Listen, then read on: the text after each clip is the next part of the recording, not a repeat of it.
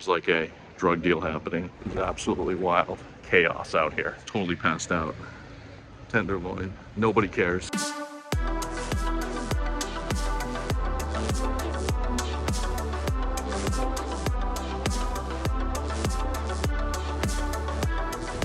All these empty retail shops. Empty. More empty storefronts. Got the police here. This used to be Neiman Marcus.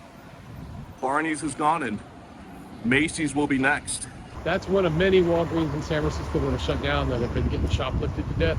As you can see right now, they got the metal barricades up. For years, the theft went unchecked. So we're about to head over to an area known as South of Market. Some people call it Soma. The federal building is over here. They told their employees not to come to work because it was so bad.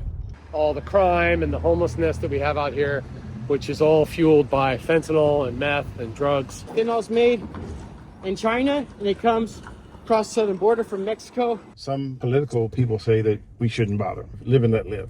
I think the live and let live policy has kind of been detrimental to San Francisco. About 65% of people have like severe mental health issues. The narrative has completely changed in San Francisco. People have woken up to the fact that we have a tremendously outsized drug crisis compared to other cities in the nation.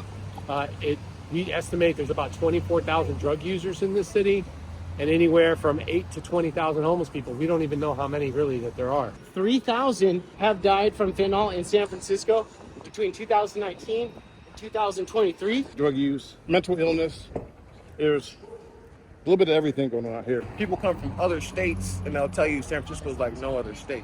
They come here for the cheap drugs, they come here for the lax policing, and they come here for the robust services that are offered by San Francisco, i.e. general assistance. Created like almost a perfect ecosystem for people to use drugs and sell drugs. You got music going, you got the beef skews. It's not all doom and gloom out here. You would swear the world is coming to an end, and this is all of San Francisco. It just seems like it's block by block. It's all different, right? Yeah, it is. Well, I mean, this is sort of on the cusp of Union Square, heading toward the Tenderloin. Tenderloin was my home too at one point. It's received tons of scrutiny, international media coverage. The TL has always had a bad reputation. Nothing has really changed. It just got worse during the pandemic. They let things just go. Believe the Tenderloin can be saved? I think the city needs to do something about that, which they're not doing.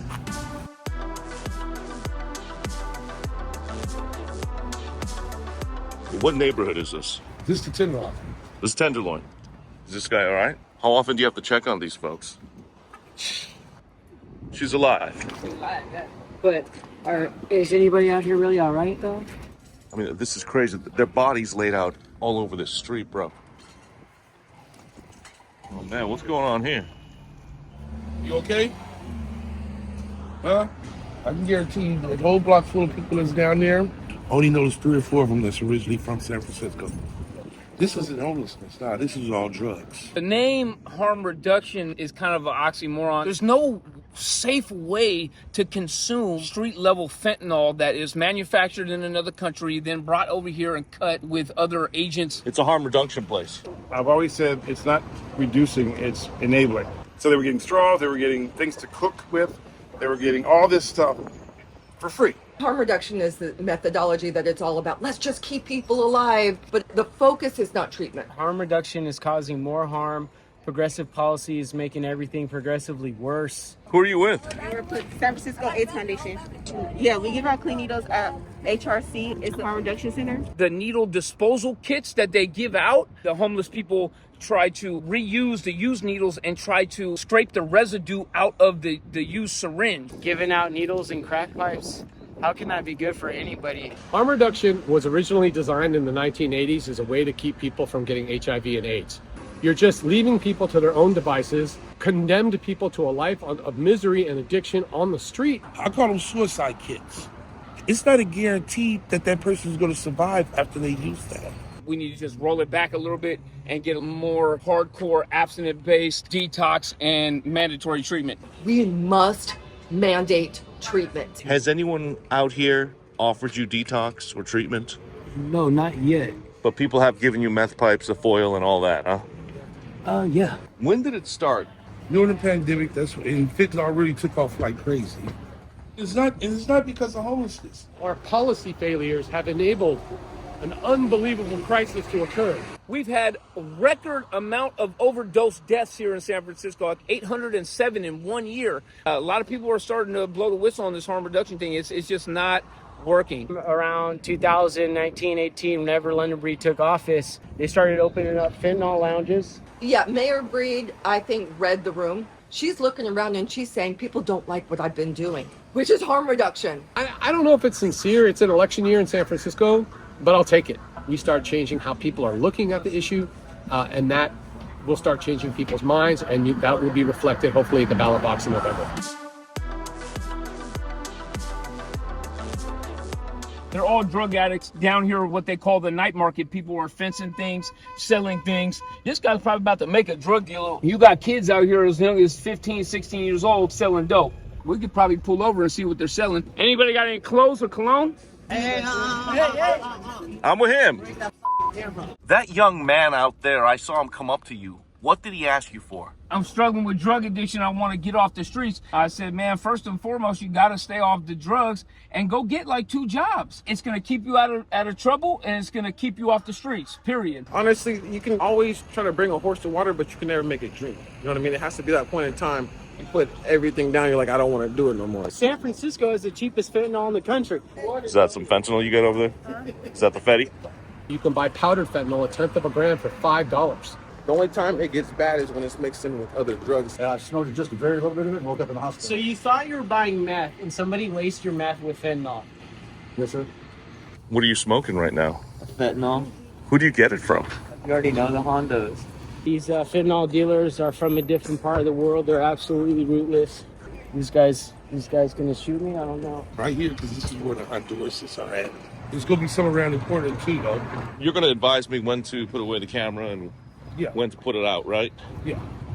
Okay. Yeah. No. And when I first heard Hondos, I thought, okay, now people are just being racist. And I talked to these people who were selling drugs.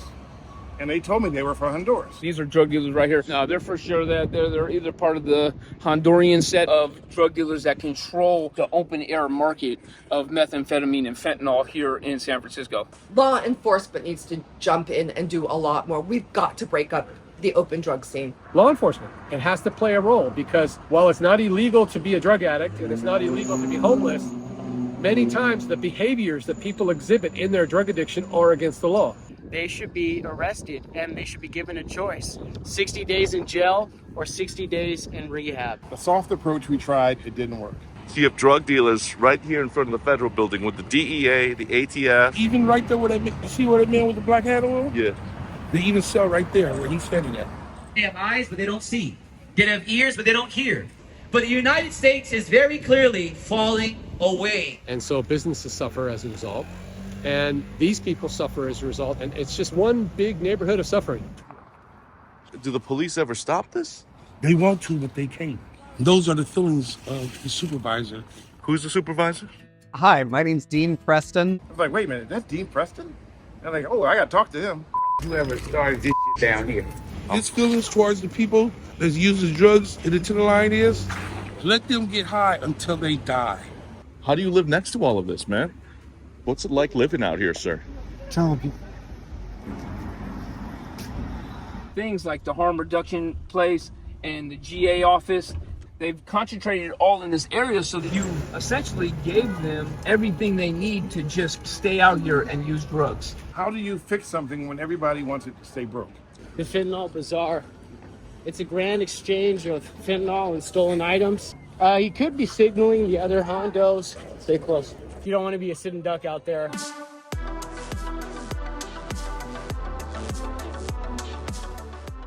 Hey, come on, bro. We gotta keep it moving.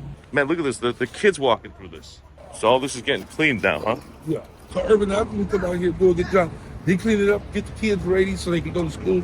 This is the status quo in San Francisco. This isn't new. This isn't outside the norm. This is normal now in this city. If you really want to save people's lives, you need to find a balance between harm reduction and accountability, which means that you need to figure out a way to have your law enforcement and your public health start working together. Right now, as we speak, pounds and pounds of fentanyl is being bartered for stolen goods just outside of City Hall. Those are the Hondos? They're taking in thousands and thousands of dollars. They're not paying any taxes. Hey, Darren, everyone's staring at us, man. What the hell just happened? The Hondos caught us filming them. They didn't like that too much. I'm glad we weren't hurt.